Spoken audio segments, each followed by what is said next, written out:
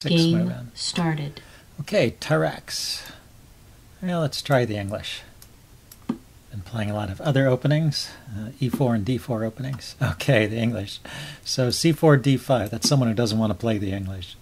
And he's willing to give up a tempo because that loses a tempo to knight C3. So pretty straightforward. But what do I want to play now? Well, you just go into like a queen pawn opening, a tempo up, I guess.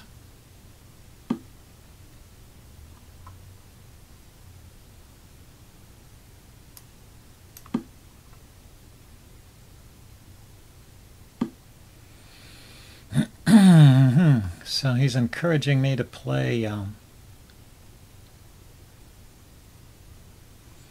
E3 so as to not damage my pawns. I could play E3, or I could develop my bishop and let him take.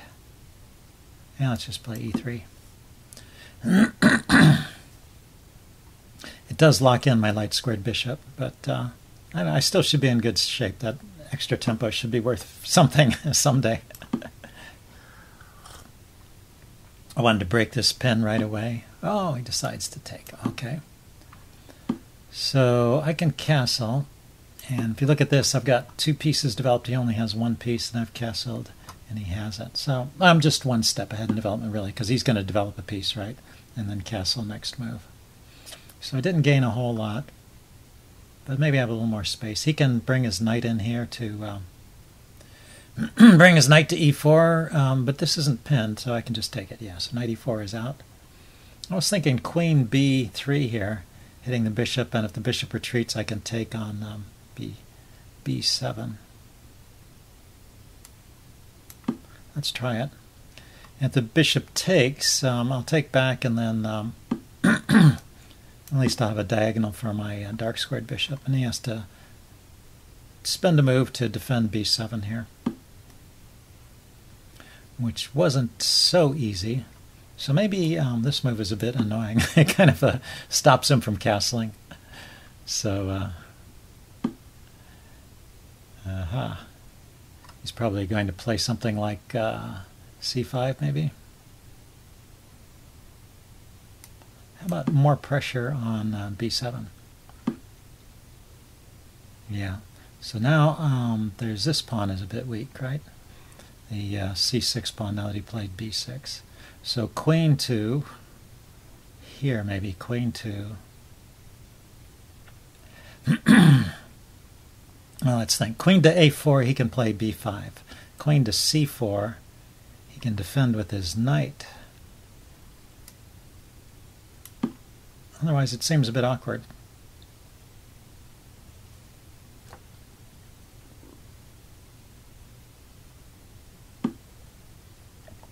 Oh, yeah, he can defend with his rook, of course. Of course. So is there any more to be gotten out of here? You know, bishop to d6 would be interesting. But now he can just play... I'm going to advance my pawn and put my bishop on d6 if I get the chance. But I'm expecting him to just play c5 here. I got the situation where I have two bishops against two knights. And that's interesting. Okay, he didn't play c5, he played e5. Maybe that's just as good. So pawn takes, queen takes. Yeah, well, I've locked in my bishop, so I'm no longer threatening on c6. And I can't play bishop to d6 either because his queen guards that square, and I can't get a pawn here.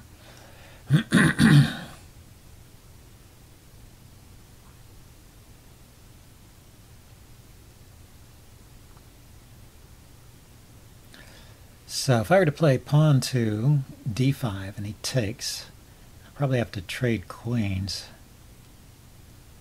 and then take back, but then he can advance his pawn. Let's put the rook here so that if this trade happens, the rook at least is on the e file, and then think about playing d5.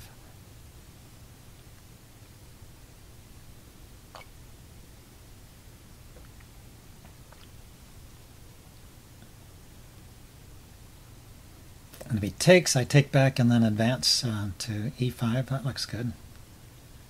Securing this square for my bishop, and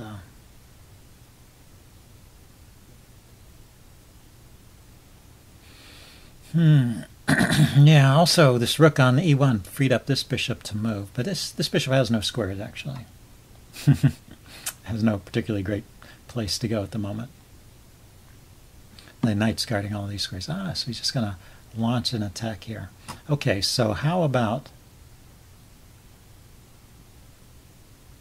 takes more squares away from my bishop even. Okay, so, but I'm thinking d5, pawn takes, queen takes, rook takes, hitting this pawn.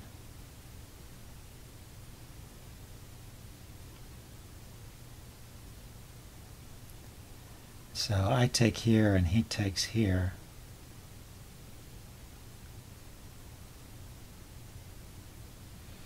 Yeah, I guess it doesn't work. It does not work.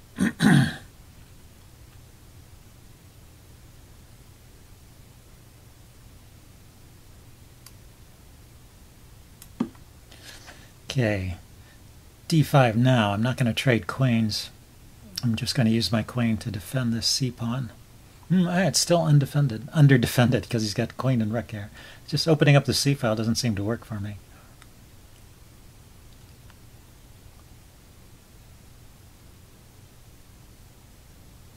Maybe I need to play rook d1 or rook c1.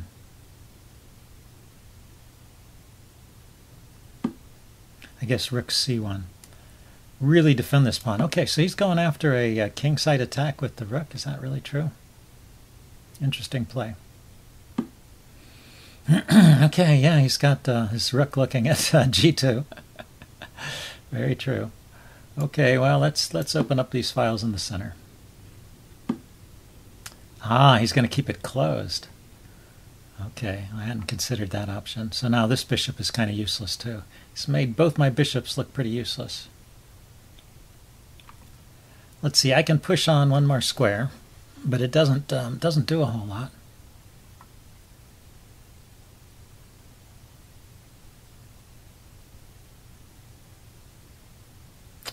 Very strange. Okay, so I need to get my rook in the game. This is closed, so I no longer need to defend the c-pawn.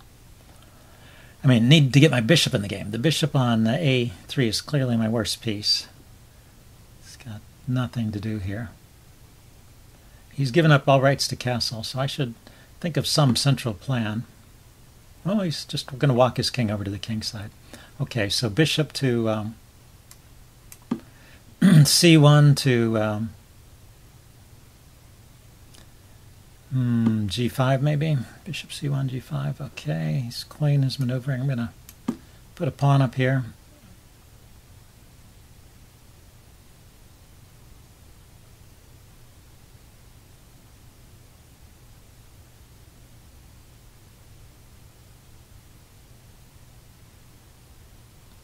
His rook is loose, so maybe queen a6 with the tempo is useful at some point. But right now it seems like it's just a distraction from the central play. So he wants to advance that pawn. So now the bishop on a6 would have been, a3 would have been good. Yeah, it's not going there. Don't cry over spilled milk, I guess.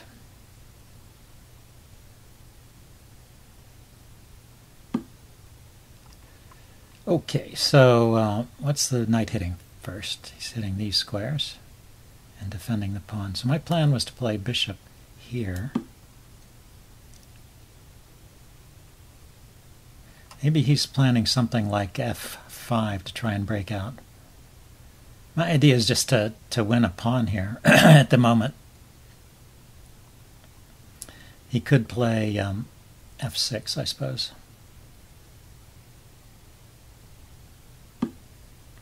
Didn't bother. Okay. He's going after this pawn. Oh, he's just going to park a knight here, which would be annoying. Yeah, knight to d3 is probably his idea. Okay, let's grab this pawn.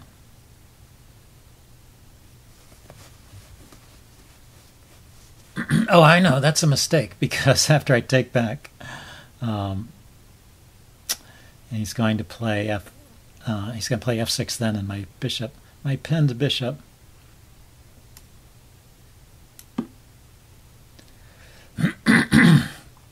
Well, I will lose the bishop, right? Queen takes, pawn to f6, and the bishop is lost.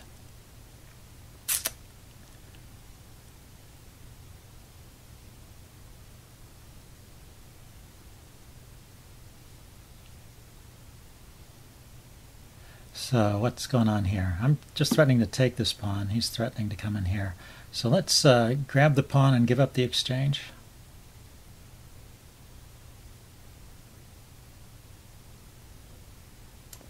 Or put the rook on the f-file. I'm not sure. That might have been a good exchange sack.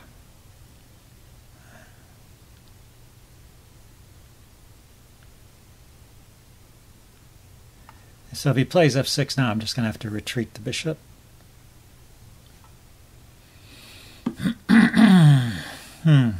He didn't play that. He played g6. g3 rather. Okay, so if I push the pawn forward, then my bishop is trapped. Let's see. Well, the queen can go here to support the bishop. But then the bishop is trapped again. Queen here to support the bishop. And if he plays f6, I can retreat the bishop. If he doesn't play f6, I can play the move h5 and hit his rook, and actually win the rook. Because the rook has no squares to go to. The bishop covers these squares. That's covered by a pawn.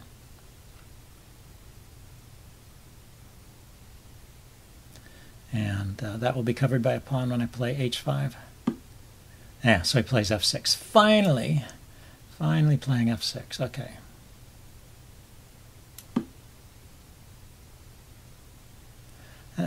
I don't know why I wanted to provoke f6. It wasn't about that. It was about resolving the situation, I guess. Okay, so now can I play f4? f4, pawn takes, bishop takes, knight takes, rook takes, queen takes, queen takes. Yes, I can play that. Let's gather that. I want to advance this pawn so I can put some pressure on g3 here, which is very dangerous. g3 is a dangerous pawn.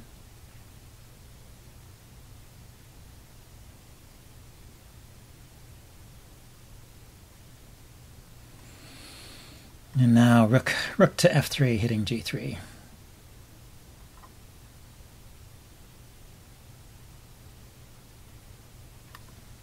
If he doesn't trade. And if he does trade, I'll still probably follow up with rook. Rook to f3. Well, this has been a very interesting game. I'm going to upload it, win or lose. Let's see. Oh yeah, so he decided to take. Yeah, I want to take with the queen, I guess. I thought if he didn't take, I would be in good shape because I'd have this pressure on the g3 pawn. His rook on c8 is not really doing anything. It's biting on his own pawn here. He has a queenside pawn majority at some point. If he can advance these three pawns in the endgame, it might be good for him. I have a central majority, and he has this Lone Ranger here pawn, a Lone Ranger pawn that's gotten far ahead of his pieces, and maybe I can round it up, but maybe not. It might take some time. So it's not at all clear to me who's better here. This rook is still loose, so I should also be thinking of like tempo moves with the queen, queen to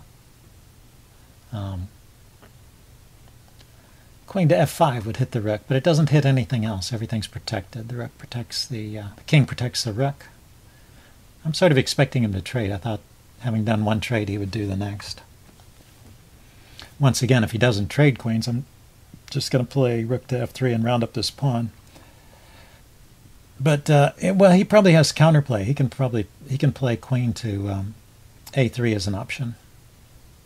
Maybe he's thinking about that. Yeah, he decided to take. Okay. I will take back and see where he goes from here. So this pawn is isolated. Server announcement. He has this majority over here on the queen side. My rook is in a good spot here. So let's just bring my king up to help support these pawns. And yeah, he's going to try and get his queenside majority rolling. Makes sense. Good strategy. Okay, so I'm going here. He's forcing me to commit.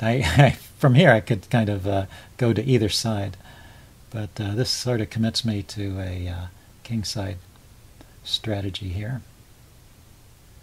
So rook to g4 is the next move. Takes, takes. He pushes the pawn.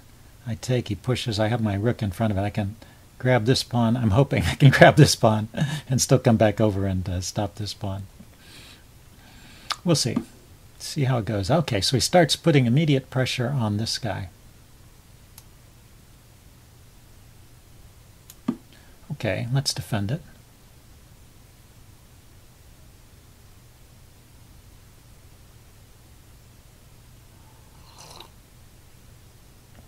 Now if he advances the b pawn, I can take the c pawn. I can also do this thing where I exchange rooks and grab the g pawn here.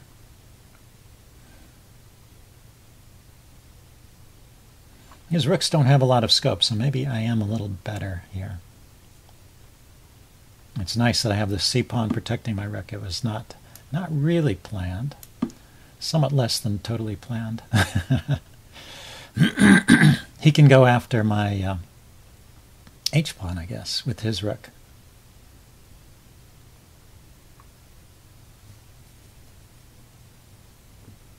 Oh, he's running low on time. So I'm making him think anyway.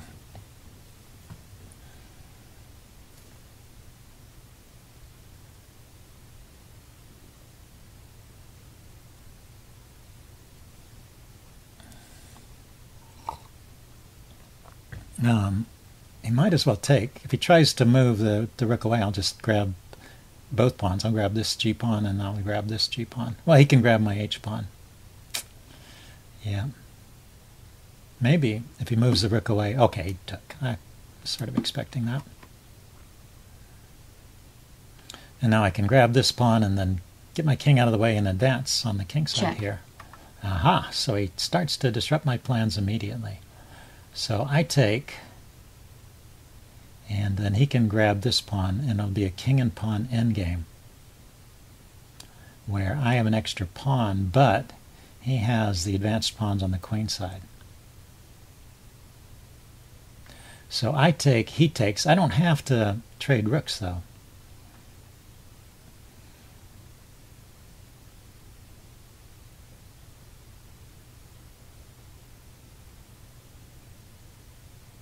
I could move my rook to the side, but then he could drop his rook down here. Okay, so let's think about this. Pawn takes, rook takes, king takes. And now the threat is just pushing through here and then here. And the pawns over here look like I have an extra pawn.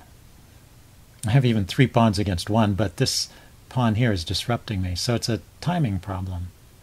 So pawn takes, rook takes, king takes pawn. He pushes immediately.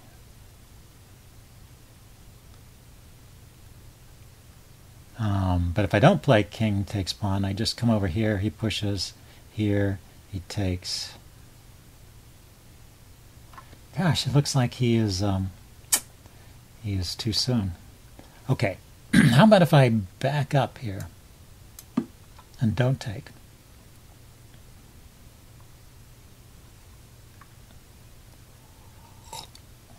I did a bad thing there. I evaluated the situation without I evaluated the situation and then played a different move. Okay, so he's trying to get to the same position.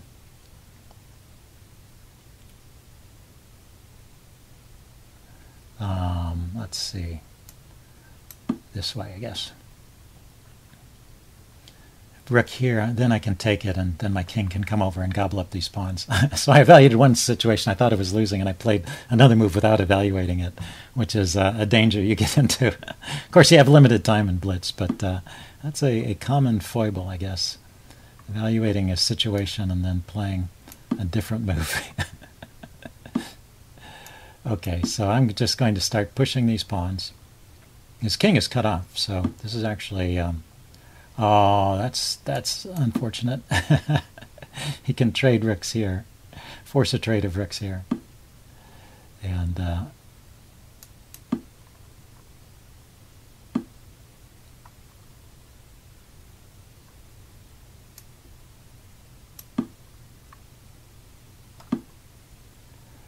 okay, he's going to let me... that's interesting.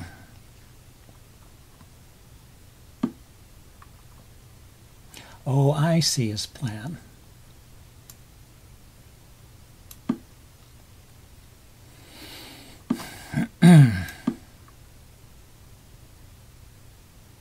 So I think this is going to end up in a draw. He goes there, I go here. Oh, he's going to check me and win this pawn. Check. Ah, that's really annoying. Okay, well, these guys are good for a reason, I guess. Okay, I'm going to resign here and upload this and do a postmortem. See you guys White later. resigns.